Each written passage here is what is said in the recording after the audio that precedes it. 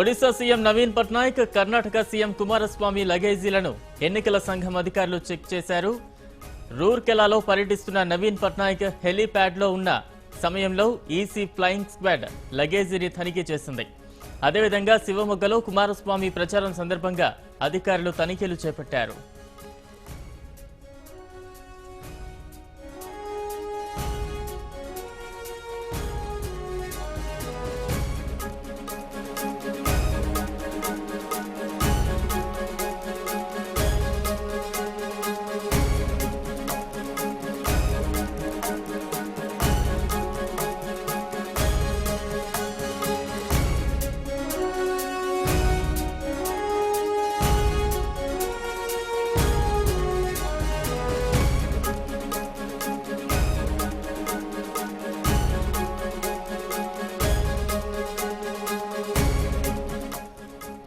Odisha CM Naveen Patnaik, Karnataka CM Kumaraswamy లగేజీలను ఎన్నికల సంఘం అధికారులు చెక్ చేశారు.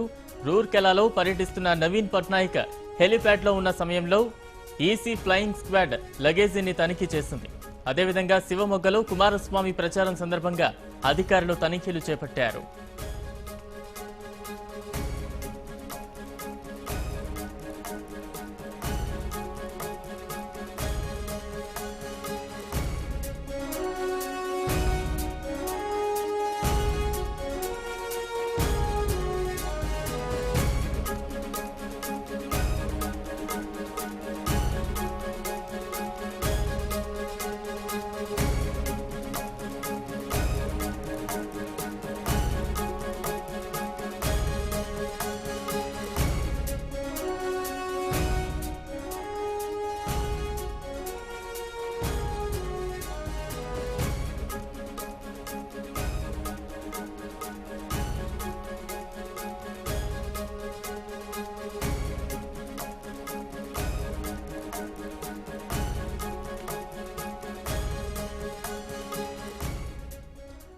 ఒడిశా సీఎం నవీన్ పట్నాయక్, కర్ణాటక సీఎం కుమారస్వామి లగేజీలను ఎన్నికల సంఘం అధికారులు చెక్ చేశారు. రూర్కెలాలో పర్యటిస్తున్న నవీన్ పట్నాయక్ హెలీప్యాడ్లో ఉన్న సమయంలో ఈసీ ఫ్లయింగ్ స్క్వాడ్ లగేజీని తనిఖీ చేసింది.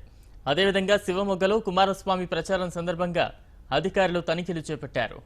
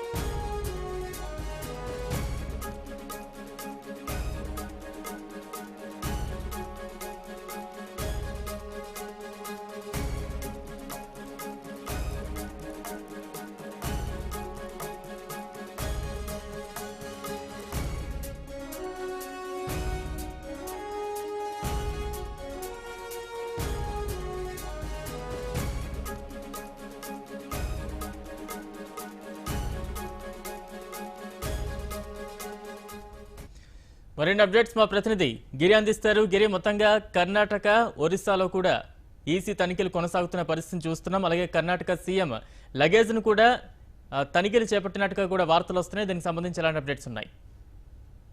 బలరాం, నిన్న మనం చూసినట్లయితే కర్ణాటకను కాకుండా ఇక్కడ తమిళనాడులో కూడా వరుసగా సోదాలు జరుగుతున్న పరిస్థితి నిన్న కనిమూలి అయితే రాజకీయ వర్గాల్లో ఇదొక కలవరం లేపినటువంటి అంశంగా చెప్పుకోబడతాయి. ఎందుకంటే ఎన్నికలు సమీపిస్తున్న నేపథ్యంలో అటు ఆంధ్రప్రదేశ్ సిరీస్ అయిపోయింది. ఇప్పుడు తమిళనాడు తర్వాత ఇప్పుడు దక్షిణ భారతదేశంలోని కర్ణాటకకు పాకినటువంటి పరిస్థితి. అయితే దీనిపైన రాజకీయ నాయకులు దీన్ని విమర్శనాస్పదంగా ఖండిస్తున్నటువంటి పరిస్థితి. కేవలం అందరూ ఒకటే చెప్తున్నారు, ఇది ఎన్నికల సందర్భంగా కేంద్రం చేస్తున్నటువంటి ఒక రాజకీయం అని చెప్పి చెప్తున్నటువంటి పరిస్థితి చూస్తున్నాము. అయితే కర్ణాటక, ఒడిశాలో కొనసాగుతున్నటువంటి ఈ ఈసీ తనిఖీలకు సంబంధించి పెద్ద ఎత్తున తనిఖీలు చేస్తున్నారు. అయితే ఇక్కడ మనం గమనించాల్సినటువంటి అంశం ఏది దొరకలేదు అని చివరికి చెప్తున్నటువంటి పరిస్థితి మనం చూస్తున్నాం. అయితే సర్వం పారదర్శకంగా ఉంది ఇక్కడ అని చెప్పి వీళ్ళు అభ్యర్థులు చెప్పుకుంటూ ఉన్నప్పటికీ కూడా ఇంటర్నల్లీ అయితే ఒక కలవరం అనేది ఉంది. ఎందుకంటే ఎన్నికలంటేనే అది డబ్బుతో కూడుకున్నటువంటి అంశం. ఇలాంటి సందర్భంలో ఇలాంటి రేట్స్ అనేది మరి నెక్స్ట్ ఎవరు అన్నటువంటి అంశం ఇప్పుడు తెర మీదకి వస్తున్నటువంటి పరిస్థితిలో తీవ్రమైనటువంటి ఒక ఆందోళన రేకెత్తున్నటువంటి పరిస్థితి అయితే ఉంది.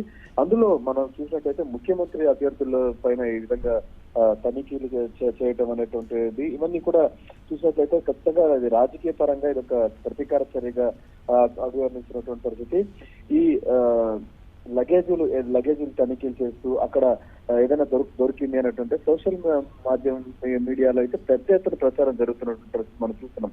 అంటే నిన్న కనిమొల్లిపై జరిగింది, అంతకు ముందు ఆంధ్రప్రదేశ్ లో జరిగింది, ఇప్పుడు ఒడిశా అలాగే కర్ణాటక ఉన్నటువంటి ముఖ్యమంత్రుల పైన జరుగుతున్నటువంటి నేపథ్యంలో దీన్ని కేంద్రాన్ని టార్గెట్ చేస్తూ చూపిస్తున్నటువంటి పరిస్థితి చూస్తున్నాం. సోషల్ మీడియాలో పెద్ద ఎత్తున ఇది వైరల్ అయినటువంటి పరిస్థితి చూస్తున్నాం. ప్రస్తుతానికైతే ఈ తనిఖీలు అయితే కొనసాగుతున్నటువంటి పరిస్థితి.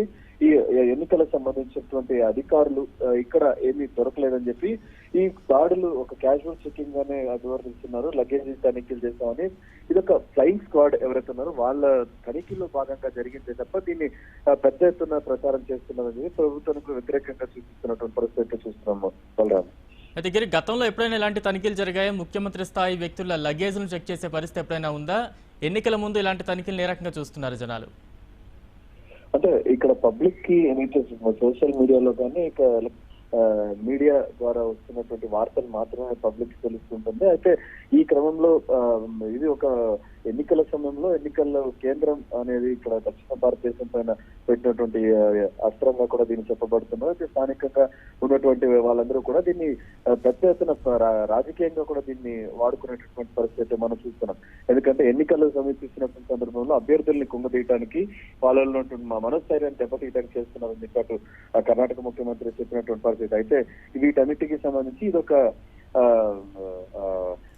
ఎన్నికల ప్రక్రియలో ఇది డబ్బులు ఏరులై పారుతున్నటువంటి నేపథ్యంలో ఇక్కడ ప్రభుత్వం కూడా కేంద్రం చేసినటువంటి ఒక క్యాజువల్ సెర్చ్ గానే కర్ణాటక మాజీ ముఖ్యమంత్రి యడియూరప్ప చెప్పారు. ఆయన ఆ విధంగా పరస్పరం ఒకరికొకరు దీన్ని కూడా రాజకీయం చేసినటువంటి అంశం. అటు నిన్న కర్ణాటక ఈ రోజు కర్ణాటకలో చూసాము, నిన్న కనిమొల్లి ఇంటిపైన ఐటీ దాడులు, అలాగే సరిగ్గా ఒక 15 రోజుల క్రితం మనం చూసినట్లయితే ఆంధ్రప్రదేశ్ లో టీటీడీ మాజీ చైర్మన్ ఇంటిపైన కూడా దాడులు జరిగి ఇవన్నీ కూడా మనం చూసినట్లయితే దక్షిణ భారతదేశాన్ని కేంద్రం టార్గెట్ చేసింది అన్నటువంటి అంశం అయితే క్లియర్ గా తెలుస్తోంది. గతంలో కూడా ఇలాంటివి జరిగాయి, కానీ అంటే ముఖ్యమంత్రి స్థాయి అధికారులు అది ఎన్నికల సమయంలో జరగడం అనేది అయితే ఇది ప్రప్రదం. అందులో రాజకీయంలో ఇది చాలా సెన్సేషన్ అయినటువంటి అంశం అయితే చూస్తున్నాం. Right, thank you Giri.